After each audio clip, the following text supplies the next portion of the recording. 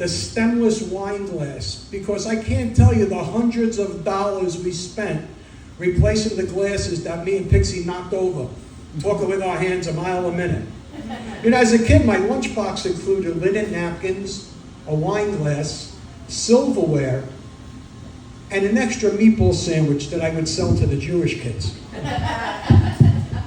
You know, I was in Publix and Pixie and I were talking, and this guy comes running over to me and says, "Hey, that's a New York Italian accent. I want you to talk to me. We should go for coffee." I said, "Listen, Ring, I don't come up to you and tell you, give me fried rice and egg rolls, do I?" So, you know, Italians use the rubber band from Broccoli Rob as a wallet. I went over to my grandfather's house. You like that, Ben? I went over to my grandfather's house, and I said, "Hey, Pop," I need a new wallet. He opened up the drawer, took a handful of rubber bands, threw it on the table, and said, "Which color you like?" You know, Italian women breathe through their ears when talking. I noticed from being around Italian women for 6 generations, they talk incessantly. And I think because they can breathe through their ears, it blows out of the water that whole argument of, "I'm not sucking that because I can't breathe." You know, Italians have a patron saint for everything. We lose something, we pray to St. Anthony. Even in the afterlife, we got a guy. And Heshy had a goy. You know, I forget a lot of shit now. Pixie's always accusing me of forgetting things that are important, and I have to agree. I think I have Italian Alzheimer's. I forget everything except the grudges. You know, growing up in Brooklyn, Italian and Jewish neighborhoods were adjacent. So you make a lot of friendships outside your own community, and 2 of those friends for me were Ira and Heshy. And maternal guilt is something that both cultures are famous for, right? Italian moms, they haunt you. You got to be there Sunday for dinner. You have to be there Sunday for dinner. Bring your wife, bring the kids. You got to be there. The only risk really was getting agita. But for my Jewish friends, their mothers, they work in guilt as if it were an autistic medium. They pressure their sons to being doctors or lawyers, and I'm going to do a call back. I'm going to call out my buddy Jake, who always says they give you that lifetime of IBS and colitis. Ira and Heshy would say to me, "You're fucking stressing over meatballs. I got to go to fucking law school. What's wrong with you?" So we all went to Baruch College in New York. We were going to become accountants. My parents were thrilled. Their parents were disgusted. "An accountant? You're going to be an accountant?" So we walk into our first accounting class, and there's 40 kids in the class. There's only 6 not wearing yarmulkes, 5 girls and me. Now, I grew up wearing those fancy velour sweatsuits. Jake will talk about that in a little bit. But we wear those fancy velour sweatsuits. But to be honest, I was always jealous of those monogrammed velour yarmulkes that they used to wear. And Heshy and Ira surprised me after that first accounting class with my own monogrammed yarmulke. I mean, let's talk about some food. Italians had way more to work with. I mean, you know, we got meatballs, we got rice balls, we got mozzarella balls. Ira counters with matzo balls. Now, matzo balls are made from unleavened flour, gilt, and schmaltz. What the fuck is schmaltz? I don't know. They share corned beef with the Irish, brisket with the rednecks, and now they have to share a strip of land with people who just want to kill them. You know, the boys would come over on the holidays and they would eat like, I don't know, like they were going to the chair in the morning.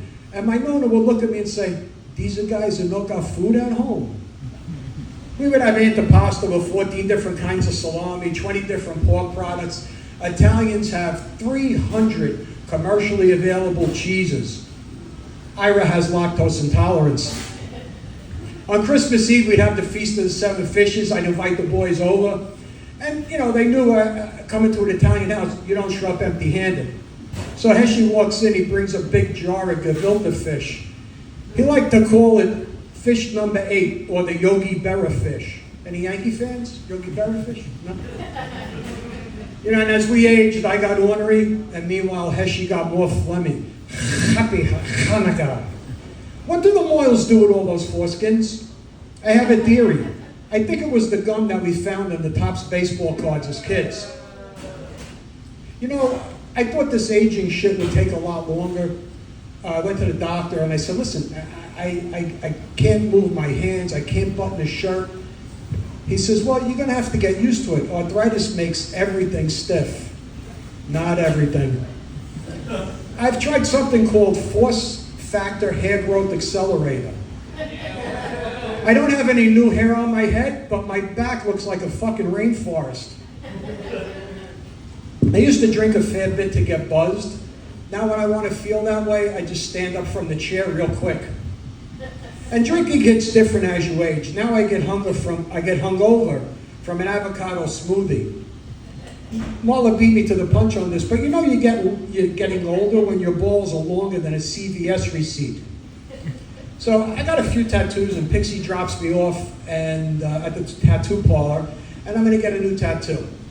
I come home and she's looking and she goes, well, what is that tattoo above your knee? Why would you get 3 lines tattooed above your knee? I said, well, you remember when the kids were little, we would measure their growth by drawing a line on the door jamb. She said, yeah, I get that, but I don't get the 3 lines. I said, well, I'm measuring the impact of gravity on my balls. She says, well, why the dotted line? I said, because at that point, I can't wear shorts anymore. So, Marla talked about my hairy Italian balls and how I have to shave them because they splash down. Thank you, Marla. I'm starting to feel a little nervous. There might be a camera in the bathroom. Anyway, so I decided after splashdown, I needed to do something to prevent this from happening again. I go to the workshop and I develop a TFD, a testicular flotation device. It's basically 2 mini bagels. So the first time I tried, they work out pretty well, but because they absorb so much water, they broke apart. I then thought I should polyurethane these, and to keep them secure, I put a nice little schmear, keeps them nice and tight. And I remember those cold days growing up in New York when I was a kid. My balls would jump up into my body to seek warmth. Now they just dive into my socks. Ew. Ew. There's 4 rules to aging. Guilty, never pass a bathroom, right. Never waste an erection, right. Never get down on the floor without a plan to get back up, exactly. And never, ever, ever trust a fart. Exactly. You know, we've been married for 40 years, me and Pixie, and maturing in marriage is accepting the fact that your wife can't remember where she left her glasses, but she remembers pretty clearly something I said 40 years ago on a Monday night. She has 50% of a conversation in her head before bringing me into it, and at that point I'm accused of never paying attention. The scariest thing she's ever said to me was, I was thinking. The last time she was thinking, it cost me 50 grand to put an addition on the house. You know, after being married 40 years, I find there's 4 stages to marriage. There's that newlywed stage, a lot of playful banter, sexual innuendo. You're going at it like bunnies. You wear out a mattress your first year. The second stage is happy. The sex is good. The sex is frequent. But what do you get? We hear mommy screaming Yahtzee. We want in. We want to play. The third stage is amused. You're feeling amorous. You run to the bedroom. I kind of limp to the bedroom. You rip your clothes off and you just look at each other and crack up because, well, gravity's a bitch.